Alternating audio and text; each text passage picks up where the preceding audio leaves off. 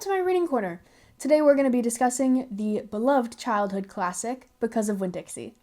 So just to start off with a little summary of the book, it's about this girl named India Opal. She goes by Opal, and when she goes to the grocery store, she stumbles across this dog who is wreaking havoc and wants to save the dog from the pound. So she claims the dog as her own, takes him home, names him Winn-Dixie, and it's just the adventures of Opal and Winn-Dixie going about life in this town of Naomi, Florida. So I'm just going to real quick go through a couple of what I think the main points are within this story and some of the motivations behind them. So the first point is obviously Opal finding Winn-Dixie at the store and deciding to adopt him. Now, why does she decide to adopt Winn-Dixie? Because she feels bad for Winn-Dixie. She doesn't want Winn-Dixie to be alone, to have to go to the pound. And in a lot of children's minds, the pound is puppy jail.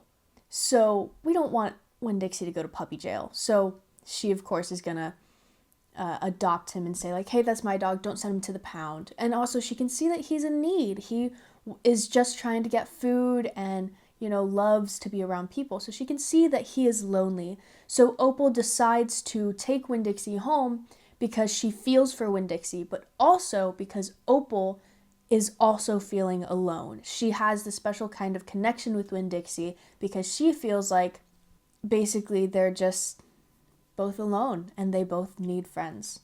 And then Opal learns some stuff about her mom because she feels very detached from her mom and she is just longing for that sort of connection because she doesn't feel like she's getting a lot of connection from her dad, the preacher. And then Opal takes Winn-Dixie to the library, and the main reason that she allows Winn-Dixie in is because, again, she doesn't want him to feel alone and feel scared and like he's abandoned again. So she wants him to come with her everywhere, but also because she feels very alone in everything that she goes to do around town. She doesn't have any friends. She doesn't feel like she knows anyone there. So she wants to make Winn-Dixie or bring Winn-Dixie because it's like having a friend. And specifically, she allows Winn-Dixie into the library because she not only wants to help herself and help Winn-Dixie, but she also wants to help Miss Franny Block, who is afraid of Winn-Dixie. One, she wants Miss Franny to be like, oh yes, I understand, this is just a dog, and a very nice dog at that. And also, I guess, kind of help Miss Franny feel less lonely as well in inviting Winn-Dixie into her life. And then she goes to work for Otis. So Opal working for Otis, she does this because she wants to provide good things for Winn-Dixie, but she can't afford the leash and the collar that she wants. She wants to include Winn-Dixie and make him feel included and loved and like he is not abandoned anymore, because this leash, this collar, is a sign of ownership. And that means that even if he gets lost, somehow he will always be brought back to them. And so that's just saying, like, this is the good thing. It's a good thing. So it's basically just saying, like, Winn-Dixie, you are loved, you are cared for, and you are mine. So she works for Otis so that she can do what's good for Winn-Dixie. And then she finds her way into Gloria Dump's yard, again, going after Winn-Dixie to make sure that he's not alone or gets lost or anything like that, for her own sake, because she wants to make sure that she keeps her friend with her, but also for Winn-Dixie's sake, because she wants to make sure that he is not alone or in harm's way in any way. The next big plot points are kind of just the same as the last, except she's bonding with all of these people. She bonds with Miss Franny Block, she bonds with Otis, and she bonds with Gloria Dump. How does she bond with them, though? Through storytelling. Otis is more music, but in my opinion, music is storytelling. A lot of songs, the lyrics, if you listen to them, they tell a story. It's always just stories put to a melody, in my opinion. In bonding through a story, reading a story to Gloria Dump, she realizes that everyone that she has come across in town could use the same community that she could. So she decides to have the garden party to bring everyone together. It's not just about her feeling lonely, it's about everybody and knowing that they all could use the community in each other as well. And then at the party, of course, the rainstorm happens and they think Winn-Dixie ran off, so they go to look for Winn-Dixie, making sure he's not in harm's way, making sure that he's safe and knows that he is loved and all of that. But they're not okay with losing Winn-Dixie, not just because they want him to be okay, but because they want to make sure that because they have formed a bond with Winn-Dixie, they want to make sure that they don't lose Winn-Dixie either. And then they come back, Winn-Dixie is safe and everyone has bonded, and we see a good, strong community forming. And then because of that, Opal is ready to let go of this idea that she has of her mom and be like, okay, I don't need to hold on to this idea of someone that I don't know, because I now have people here that can essentially replace this memory, this thought, not necessarily to replace it, but to take place of it and make her feel good, even though she doesn't have this one element, she has so many others. So a lot of what motivates India Opal into doing stuff is loneliness. That is a huge part of the story. And India Opal doesn't want anyone else to feel lonely just as much as she doesn't want herself to be lonely.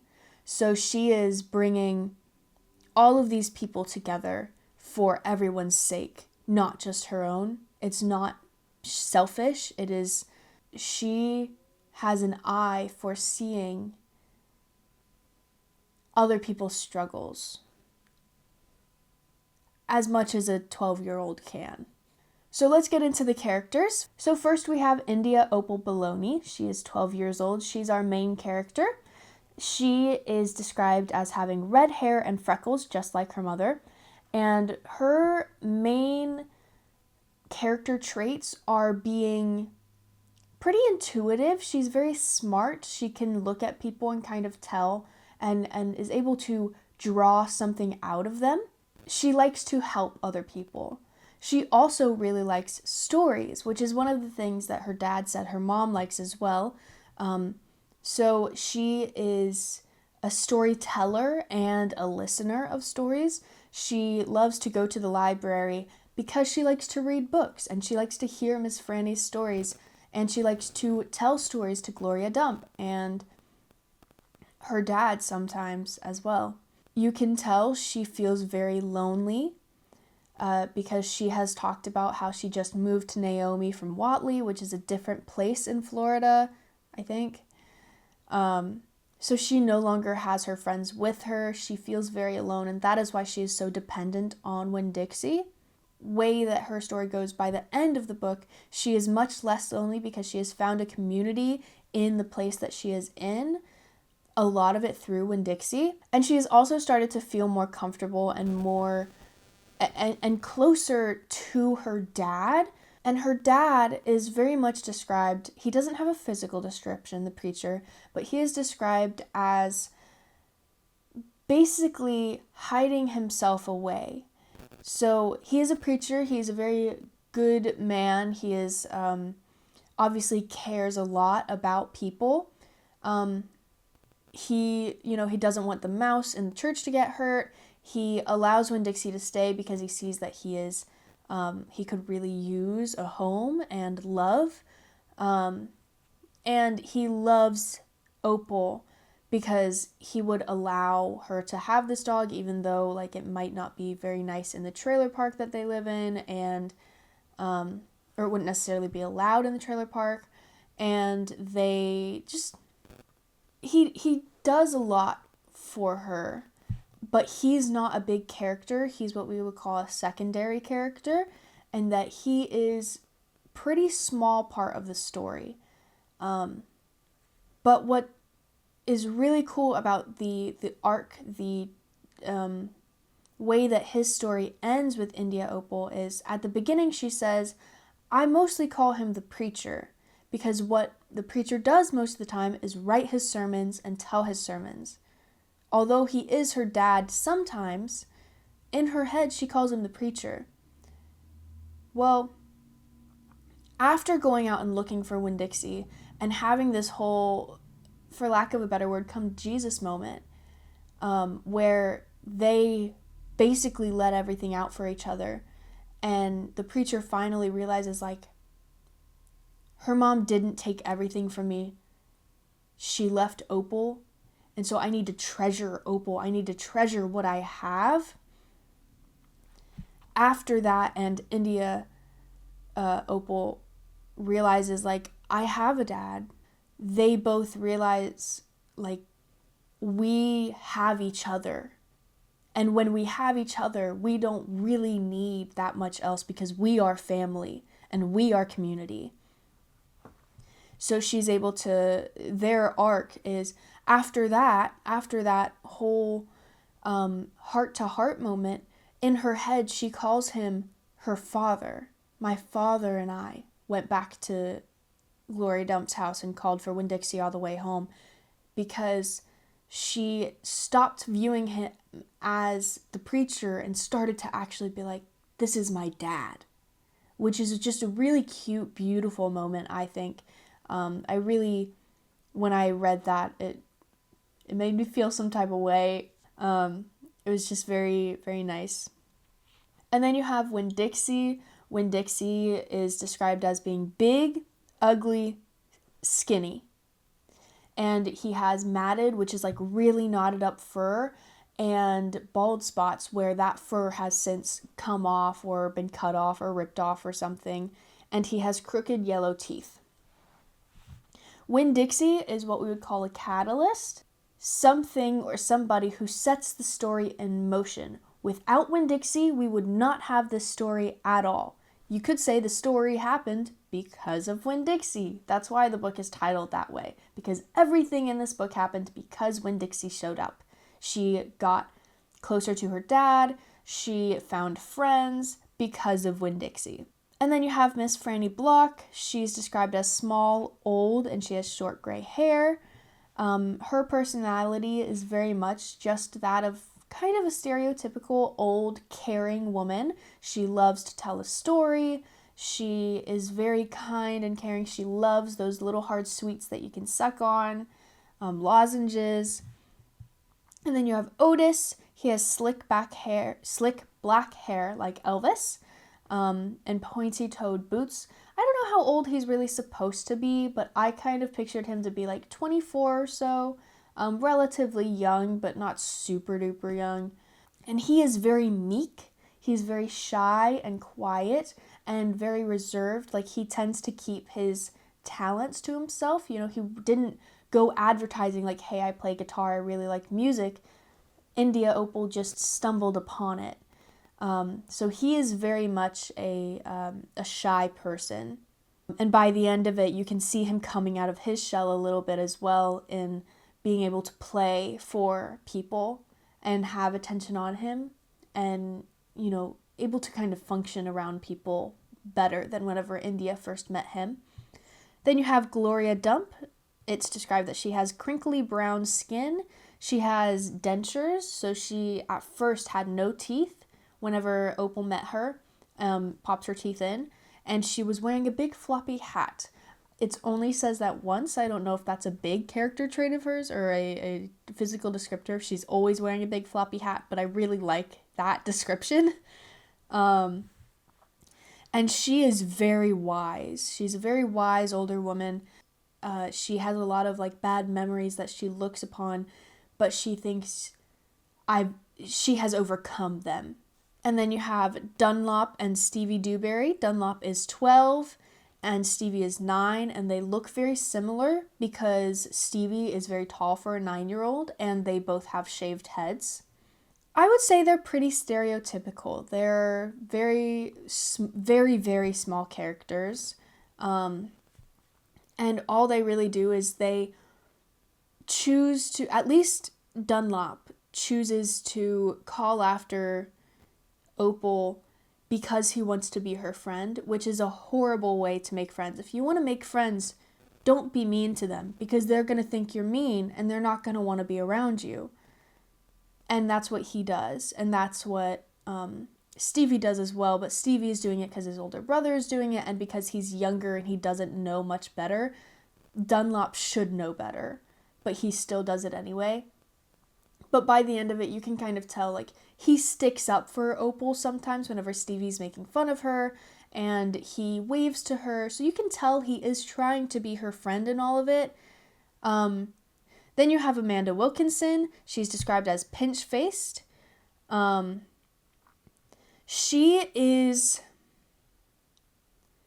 performative. She is trying very hard to present a certain image of very proper and very pristine, but she has a lot of hurt from losing her brother that she is trying to mask. She's trying to hide it. And in chapter 13, India says she pretended to be disinterested in Miss Franny's story, but Opal could tell that she was interested in it. So you can see that she really puts on this mask of like, oh well, I'm too cool. I'm cool. I'm better. But really, she does care. This is also, she could be insecure in that way as well, in that she's just nervous to show people who she is, and she would rather just be like, stay in the corner and watch, rather than put herself out there and possibly get rejected. And the last person we have on the list is Sweetie Pie Thomas. She's 5. She has very thin hair that was in a ponytail, and she had a pink ribbon. She is stereotypical child.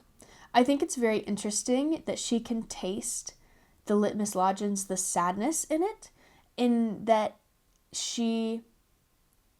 it tastes like not having a dog to her. That, I mean, to be fair, she's a child, and that means, like, she is very, very, like, really wants a dog. Like, it is her heart's desire. Like, it is the thing that she wants most in the world, because she is saying, I want a dog, and sorrow, like, tastes like death and tastes like losing somebody that you love is the same thing as not having a dog to her, which is really silly to me as an adult, but as a child, that makes a lot of sense. But that just proves that she's just a stereotypical child. She wants what she wants intensely. So this story is written in first-person perspective. That means the person telling the story is also the main character. So it is saying, I am Opal. My name is India Opal Baloney. And when I went to the store, because my dad told me to go, I saw this dog. Using I, me, my, those are all first-person narrator perspectives. And because we have the first-person perspective, that means that it's slightly unreliable. So an unreliable narrator is not something that you will probably see that much in 3rd, 4th grade, but as you get more into middle school and high school, you get these stories where the narrator is purposefully telling the story so that it favors them, to make themselves look good. So the only reason I say that this story might have a little bit of an unreliable narrator is because specifically the Dewberry Boys. Because we hear that Stevie and Dunlop make fun of her a lot. But then in the end, Dunlop says like, oh, I was just teasing you. I was just trying to be your friend. I was just teasing you. We don't know how Dunlop actually said it. We only know how India Opal understood it. So some of these things probably didn't happen exactly as she was saying, or the pinched face. We at first think that Amanda is stuck up until we realize she's all pinched faced because she's sad and she's trying to hide it. So there's a lot of little things that could be in Opal's head, but that's what we are told as fact, because this is India's story. And then we have a couple themes. The biggest theme here is loneliness. We see this with Opal having just moved away from Whatley. She has no friends. She feels very alone, and she also doesn't have her mother around, which is someone that she longs to have near her. And then, of course, her father is also missing her mom. His wife left him, so he feels very alone as well. Winn-Dixie is without an owner at the beginning of the story. Miss Franny says, like, all of the people that I knew back then when she's telling the story of the bear initially, she's like, they're all dead. Like, I'm the last one. And so she is completely alone. Everyone that she has ever known is gone. And even the story that she tells of Litmus, her great grandpa, he is also alone because he comes back from the war. His brother died, his dad died, his sisters died, his mom died. He is completely alone. And there's so much loneliness just throughout the story. Almost every single character is lonely in some way. And that brings us to the theme of forgiveness. Hey there. So, as I was editing this video, I realized I did not articulate the theme of forgiveness very well, so I'm just going to redo it really quick. Basically, the theme of forgiveness is shown in three main areas. It is shown when Opal forgives her dad for the perceived idea that she had that it's her dad's fault that her mom left. So she blames her dad kind of in, always retreating into himself and not being the best father to her. And she thinks like, oh, well, if he's always been this turtle, this preacher rather than my dad, then he must be part of the reason why mom left, especially because whenever her dad is saying the 10 things about her mother, he says she hated being a preacher's wife. So Opal, kind of blames her dad, and so in the end, during that big confrontation when they're out looking for Winn-Dixie, she is able to forgive him after her dad kind of comes to the realization of like, wow, I did not do what I said I was going to do. I'm not being the best father. And man, I said that your mom left me nothing, but actually she left me you. And then there's also, she forgives her mother kind of in the end whenever she's sitting there and talking to her mom, kind of like she's praying. She's saying like, Mom, I'm going to let you go now. That's kind of like forgiving her in a way. It's saying like, I can be independent. I don't need to hold on to this image of you even though you're gone anymore. I can release it. And forgiveness is more than just like, accepting an apology. It's also realizing that, you don't have to hold on to these certain particular like bad feelings you have. So the sadness she feels when she thinks of her mom, she's releasing that, she's forgiving that. And then the last like big forgiveness thing is with the Dewberry Boys, because she is, they make fun of her throughout basically the whole story.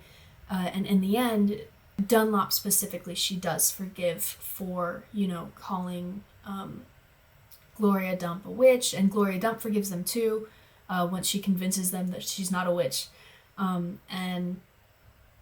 Opal is able to be like, yeah, okay, he is a good person. He was just trying to be my friend, like, and races him back to the house, accepts his hand to help her stand up.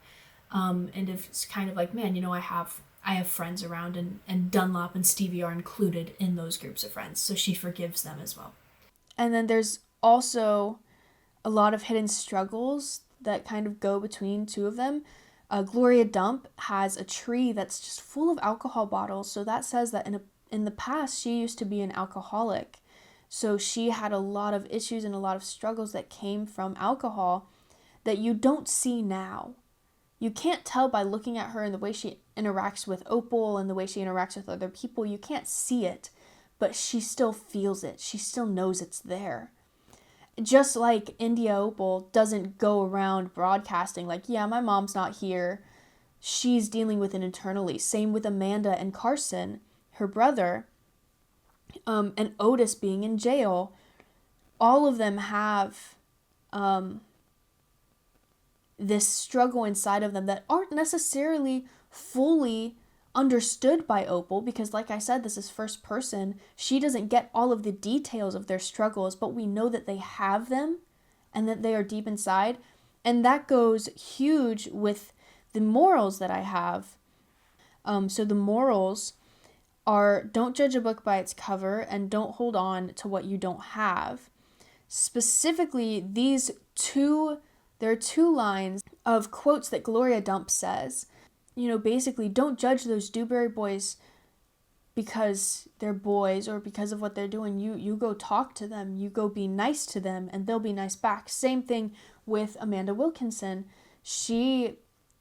Opal makes the snap judgment of like, oh, she's pinched face, she's bleh, like she's stuck up, whatever. And in the end, she becomes friends with her. And same thing, if she had judged Gloria Dump by what the Dewberry boys said and thought she was a witch, she never would have become friends with Gloria Dump, and she wouldn't have had this garden party to become closer with all of the people around her. And what's the biggest in the ending of the story is don't hold on to what you don't have. Basically, don't dwell on the past. Don't think about things that you can't have. Like, people leave sometimes. That's what happens. So this comes up whenever thinking about Opal's mom. She's gone and she's not coming back. And they just have to learn to live with that. And they were prepared to kind of have to do the same thing with Winn-Dixie when they thought they couldn't find him. Gloria Dump says, when she's talking about the tree full of bottles, she says or the litmus lozenge, she says it tastes like people leaving. So she knows, like, sometimes people are just not going to stick around. So you can't hold on to what you don't physically have. You can't keep somebody with you if they don't want to stay with you. And that's shown also, again, through, like Amanda's brother, like, he's dead. He can't come back, so she can't just hold on to this idea of her brother, because if she only thinks about that, she's never going to be able to live her life. She's going to be stuck in this grief. And the stages of grief, of course, in the end, you always have acceptance. You have to just accept that this person is gone and you need to move on. So that's really all I have for you today. I really enjoy this book. I haven't read it since I was in 3rd grade, so I don't even have a physical copy of it, but I really enjoyed it. It was a good memory. I know it has a movie. I actually have that on DVD, so I will be watching that soon. If you have any books that you want me to read, let me know. Have more books and ideas of what books to read. And if you think that there was anything that you need to know or that I missed in my analysis here, like, this is a very small analysis, but if there's anything interesting that you found, please let me know. I'd love to hear about it. But yeah, that's all I really have for you. So have a great day. Bye.